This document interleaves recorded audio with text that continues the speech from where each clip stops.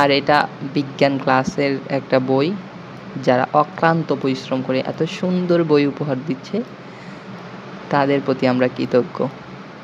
ধন্যবাদ বিজ্ঞান ক্লাস। আচ্ছা, প্রথমে হচ্ছে রূপান্তর। রূপান্তর থেকে প্রশ্ন আসবে। দেখো বিগত বছরে প্রায় 32টা প্রশ্ন আসছে। প্রথমে দশমিক থেকে অন্যান্য, দশমিক থেকে অন্যান্য পদ্ধতিতে নিতে বলবে, মানে দশমিক একটা নাম্বার দেওয়া থাকবে, ধরো 128, একে বাইনারিতে নিতে বলবে বা হেক্সাডেসিমালে নিতে বলবে, অক্টালে নিতে বলবে। তারপর অন্যান্য থেকে দশমিক, ওই যে গুণের মাধ্যমে করে না, ধরো হচ্ছে ইবি, তোমরা জানো এখানে কিভাবে করে। প্রথমে ই মানে কত, 14,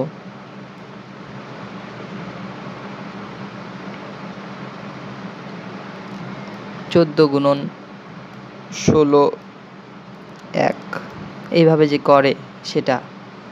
তারপরে হচ্ছে অন্যান্য টু অন্যান্য, তোমার হচ্ছে তোমাকে যদি অন্যান্য টু অন্যান্য দেয়, অর্থাৎ এখানে তোমার হেক্সাডেসিমাল থেকে দিবে হচ্ছে বাইনারিতে নিতে বা যে কোনো একটা মাধ্যম ব্যবহার করতে হবে। এখানে তোমার মাধ্যম হিসেবে ব্যবহার করবা কি, দশমিক। প্রথমে অন্যান্য থেকে দশমিক নিবা, আবার ওই দশমিক থেকে আবার ধরো তুমি বাইনারিতে বা অন্য যে কোনো সংখ্যা বলবে সেটা সেখানে নিবা। তারপর নতুন সংখ্যা পদ্ধতি রূপান্তর, এটা অত আসে নাই, বাট এটা একটা আনকমন জিনিস।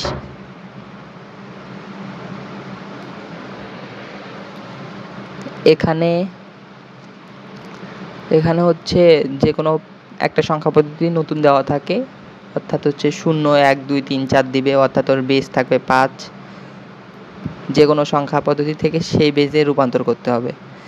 তারপরে আছে 2 এর পরিপূরক। তোমরা তো জানো এটা কতটা ইম্পর্টেন্ট, এটা ঘ নাম্বারে আসবে, শিওর থাকো। তারপরে কোড, ওই কোড সম্পর্কে একটু বর্ণনা চাবে, দ্যাটস এনাফ। দেন লজিক গেটের বর্ণনা সমূহ,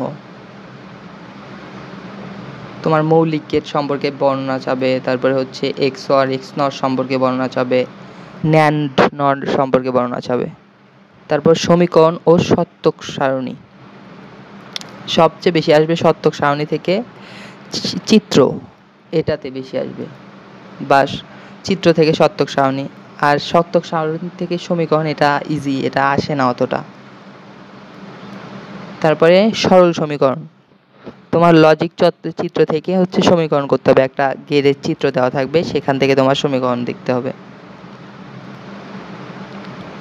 তারপর সমীকরণ থেকে লজিক চিত্র, মানে সমীকরণ দেওয়া থাকবে, তোমার লজিক চিত্র আঁকতে হবে। তারপর লজিক গেট বাস্তবায়ন, এটা তোমার মাস্ট আসবেই। নর ন্যান গেটের সার্বজনীনতা, তারপর শুধু ন্যান গেট দিয়ে বাস্তবায়ন, শুধু নর দিয়ে বাস্তবায়ন, মৌলিক গেট দিয়ে বাস্তবায়ন, এই 3টা টপিক মাস্ট পড়ে যাবা, আসবেই। তারপর এনকোডার ডিকোডার, এটা থেকে 5টা কোশ্চেন আসছে, বাট যদি কোশ্চেন হার্ড হয় বা 2 বা 3 নাম্বার সেটে 3 নাম্বার সেটে যদি হয় তাহলে তুমি এটা পাবা, এগুলা পাবা।